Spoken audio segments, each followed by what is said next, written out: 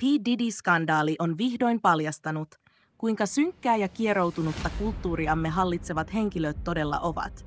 Joitakin kaikkien aikojen ahdistavimmista seksibileistä on tallennettu. Teini-ikäinen Justin Bieber on ollut mukana unipyjamabileissä, P. Diddy on rahoittanut ja hallinnut suosikkijulkkiksiasi, järjestänyt oman rakkaussaari-tapahtuman, jossa hän vei ihmisiä tutkan alta pois. Minulla on saari, sitä kutsutaan rakkaussaareksi. Kun lähdet mukaani, sinun täytyy nukkua viikon ajan. Järjestän sekopäisiä bileitä. Lisäksi häntä syytetään joidenkin musiikkiteollisuuden ikonisimpien muusikoiden alasajosta. P. Diddyn tapaus on todella häiritsevä, ja nyt kun hän on pidätettynä, vain aika näyttää, mitä seuraavaksi tapahtuu. Tosiasia, että tämä on jatkunut vuosikymmeniä Hollywoodin eliitin suljettujen ovien takana, osoittaa, kuinka hyvin tämä kaikki on peitelty. Mutta nyt totuus vihdoin avautuu silmiemme edessä. P. Diddyn esittelyä ei juuri tarvita. Ennen kuin hänestä tuli pahamaineinen rikoksistaan, hän oli yhteiskunnan huipulla.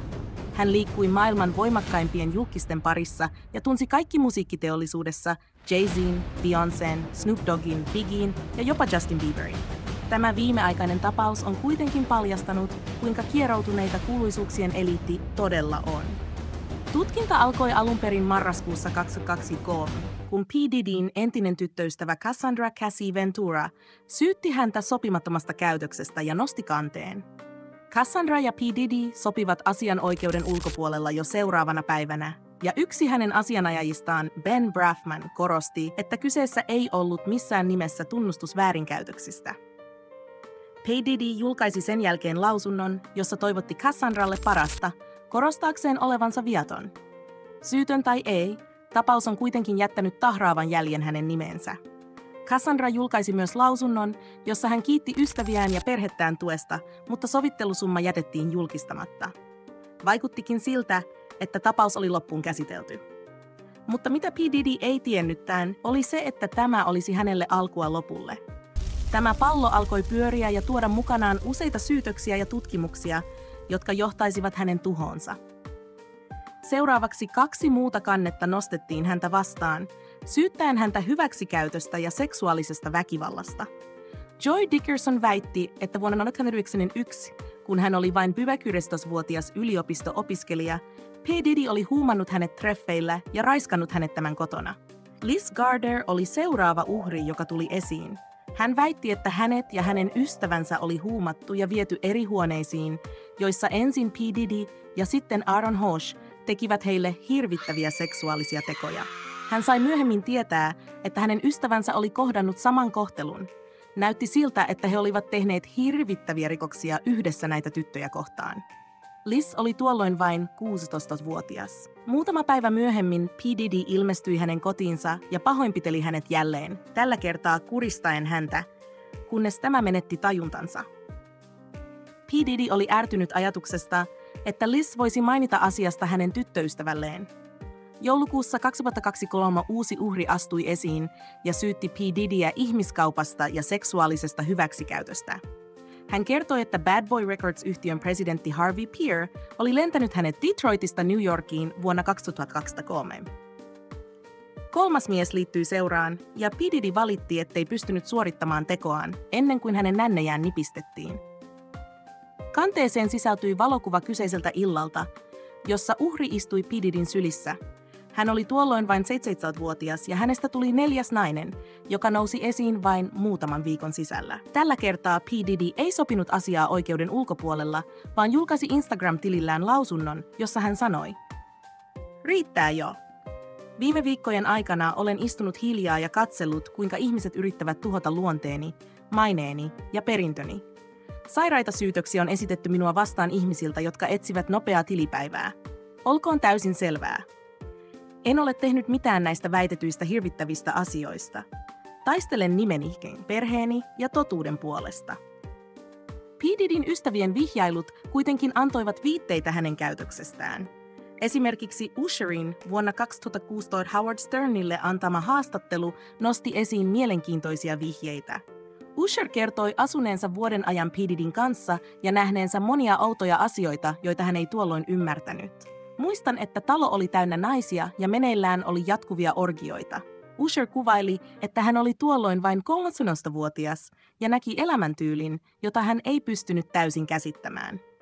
Kun Howard Stern kysyi, lähettäisikö hän oman poikansa P. Diddyn Flavor Camp-leirille, Usher vastasi epäröimättä, ei ikinä. Rolling Stone-lehden haastattelussa vuonna 2004 Usher syvensi kokemuksiaan P. Diddyn kanssa. Hän kertoi, että talo oli aina täynnä naisia ja hän näki usein ovien takana ihmisten harrastavan seksiä useiden muiden läsnä ollessa. Tämä kaikki viittasi siihen, että jotkut nykyisistä syytöksistä olivat saattaneet olla totta jo vuosia sitten. Helmikuussa 2024 P. Diddyn The Love Album-albumin tuottaja haastoi hänet oikeuteen $30 miljoonan vahingonkorvauksista, syyttäen P. Diddyä seksuaalisesta hyväksikäytöstä. Hän väitti taas, että hänet oli huumattu, ja hän heräsi sängyssä 2 miespuolisen seksityöntekijän ja P. Diddyn kanssa. Kanteessa mainittiin myös P. Diddyn poika Justin, joka oli väitteiden mukaan tuonut alaikäisiä kotiin, huumannut heidät ja tallentanut seksuaalisia tekoja, joita P. Diddy sitten salaa kuvasi. Vaikka osa syytöksistä on saatettu kyseenalaistaa, missä on savua, siellä on tulta. P. Diddy itse on myöntänyt, että hän on tallentanut elämänsä kattavasti, joten on täysin mahdollista, että myös seksuaaliset teot on taltioitu. Tämä pelko saattaa estää monia astumasta esiin. P. Diddyn entinen henkivartija Gene Deal kertoi haastattelussa, että Piddyn tapa nauttia seksistä miesten kanssa oli yleistä tietoa hänen lähipiirissään. Tämän vuoksi P. Diddyn asunnot Los Angelesissa ja Miamissa ratsattiin 25. maaliskuuta 2024 osana ihmiskauppatutkintaa. Hänen asunnoistaan löytyi tuhansia pulloja voiteluainetta, mikä vain vahvisti epäilyksiä hänen isännöimistään hirvittävistä seksijuhlista, joissa huumatut naiset ja miespuoliset seksityöntekijät olivat osa hänen freak-off-bileitään. P. Diddyn pojat laitettiin myös käsirautoihin ratsian aikana, ja heidän äitinsä väitti, että liiallista voimankäyttöä oli tapahtunut. P. Diddy on sittemmin asetettu itsemurhavalvontaan. Hänen lakimiehensä yrittävät edelleen taistella hänen puolestaan, mutta monet uskovat, että todisteet häntä vastaan ovat musertavia. Vaikka P. Diddy on taistellut oikeudessa maineensa puolesta, hänen uransa näyttää olevan käytännössä ohi. Syytösten vakavuus ja laajuus ovat tehneet hänestä persona non gratan Hollywoodissa ja musiikkiteollisuudessa. Hänen liikekumppaninsa ja entiset ystävänsä ovat tehneet kaikkensa etäännyttääkseen itsensä hänestä. Esimerkiksi Usher on poistanut useita twiittejä, jotka voisivat yhdistää hänet Diddyn toimintaan, ja vaikka hän väittää, ettei ole tehnyt niin tarkoituksella, moni ei usko häntä. Monet julkisuuden henkilöt pelkäävät edelleen puhua P. Diddystä, sillä he saattavat olla peloissaan siitä, mitä liittovaltion hallussa olevat nauhat saattaisivat paljastaa myös heistä. On raportoitu, että Justin Bieber on ollut niin järkyttynyt P. Diddyn rikoksista, ettei hän suostu puhumaan asiasta julkisesti.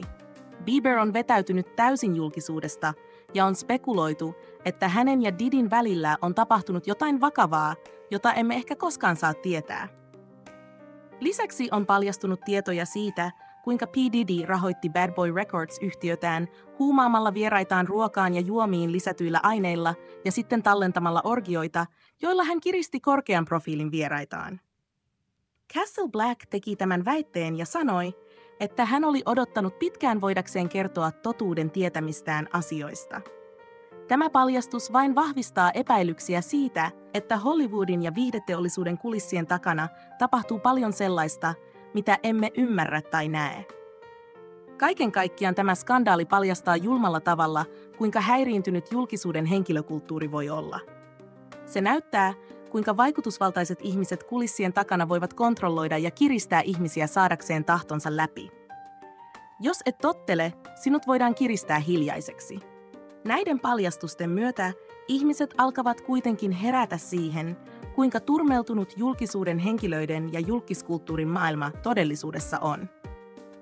P. Diddyn elämän yhä jatkuvat paljastukset osoittavat, että hän on ollut yksi monista Hollywoodin ja musiikkiteollisuuden sisäpiiriläisistä, jotka ovat väärinkäyttäneet vaansa vuosikausia. Vaikka hänen uransa on nyt tuhoutunut, kysymys kuuluu, kuinka monta muuta samanlaista tapausta on vielä paljastumatta? Tämä skandaali saattaa olla vasta alkusoittoa paljon suuremmalle paljastusten vyörylle, joka nostaa esiin viihdeteollisuuden pimeän ja hyväksikäyttöön perustuvan kulttuurin, jota monet ovat pitkään epäilleet, mutta joka nyt vihdoin tulee julkisuuteen. P. Didyn skandaali sai alkunsa syyskuun 16. päivänä 2024, kun hänet pidätettiin hotellissa Manhattanilla seksikaupasta, kiristyksestä ja salaliitosta prostituution edistämiseksi. Hänen lakimiehensä väittivät, että hän oli aikonut luovuttaa itsensä vapaaehtoisesti, mutta siihen ei annettu mahdollisuutta. Lisäksi P. Diddy väitti luovuttaneensa passinsa asianajajalleen, mutta ei suoraan liittovaltion hallitukselle, mikä herätti epäilyjä hänen mahdollisista pakoaikeistaan. Vaikka hänen asianajansa tarjosivat takuita $50 miljoonan edestä, tuomari hylkäsi tarjouksen. P. Diddy odottaa nyt oikeudenkäyntiään, ja häntä voi odottaa elinkautinen vankeusrangaistus, mikäli häntä vastaan esitetyt syytteet, pakotettu työ, kidnappaus, lahjonta ja oikeuden estäminen johtavat tuomioon. Didyn tiimi on yrittänyt epätoivoisesti vaientaa todistajia lahjomalla, mutta todisteet ovat niin vahvat, että monet uskovat hänen kohtalonsa olevan sinetöity. Vaikka P. Diddy on yrittänyt kiinni vallastaan ja maineestaan, hänen entinen ylellinen elämäntapansa, joka sisälsi kalliita autoja, juhlia rikkaiden ja kuuluisien seurassa, kartanoita ja hotelleja, on nyt vaihtunut vankilan 4 seinään. Tämä tapaus on avannut ihmisten silmät sille, kuinka turmeltunut ja vaarallinen Hollywoodin ja viihdeteollisuuden maailma todella voi olla. Metropolitan Detention Center Brooklynissa, jossa P. Diddyä tällä hetkellä pidetään, on tunnettu äärimmäisen huonoista olosuhteistaan. Samassa vankilassa ovat olleet muun muassa R. Kelly ja Jeffrey Epstein, joilla oli vastaavanlaisia syytöksiä ennen kuin heidät tuomittiin tai löydettiin kuolleina. P. Didyn toinen takuusovellus hylättiin ja hänet asetettiin itsemurhavalvontaan. Hänen asianajansa ovat todenneet, että he aikovat taistella kaikin keinoin, sillä he uskovat Didyn olevan syytön.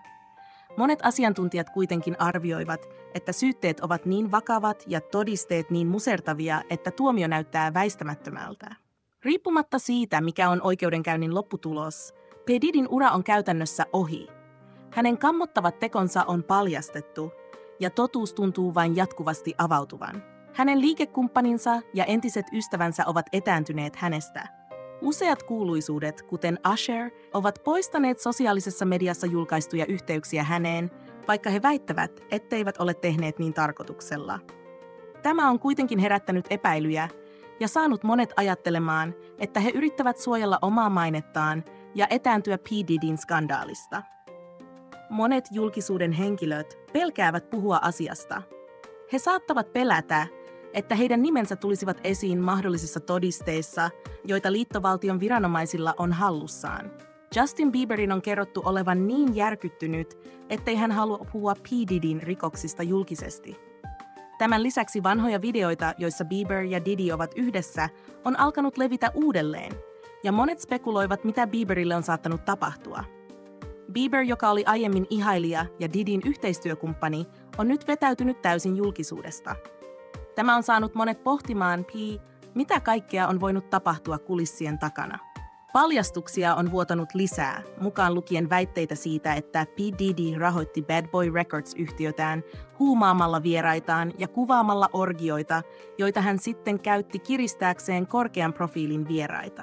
Castle Black teki tämän väitteen ja kertoi odottaneensa pitkään saadakseen paljastaa tietonsa. Tämä väite viittaa siihen, että Hollywoodin ja viihdeteollisuuden maailmassa on tapahtunut asioita, joita suurelle yleisölle ei ole aiemmin paljastettu.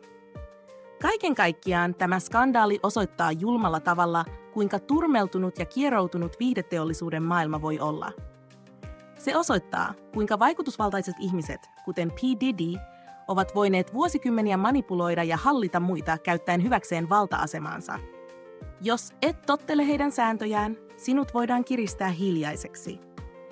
Vaikka monet ovat saattaneet epäillä tätä jo aiemmin, nyt ihmiset alkavat herätä ja ymmärtää, kuinka synkkä tämä maailma todella on. Didyn elämän jatkuvat paljastukset maalaavat synkän kuvan siitä, miten pitkälle Hollywoodin ja musiikkiteollisuuden vaikutusvaltaiset henkilöt ovat olleet valmiita menemään väärinkäytöksissään. Hänen uransa on nyt raunioina, mutta kysymys kuuluu, kuinka monia muita samanlaisia tapauksia on vielä paljastumatta. Tämä skandaali saattaa olla vasta alkua paljon suuremmille paljastuksille, jotka tuovat päivänvaloon viihdeteollisuuden pimeät puolet ja hyväksikäytön, jota on harjoitettu vuosikausia.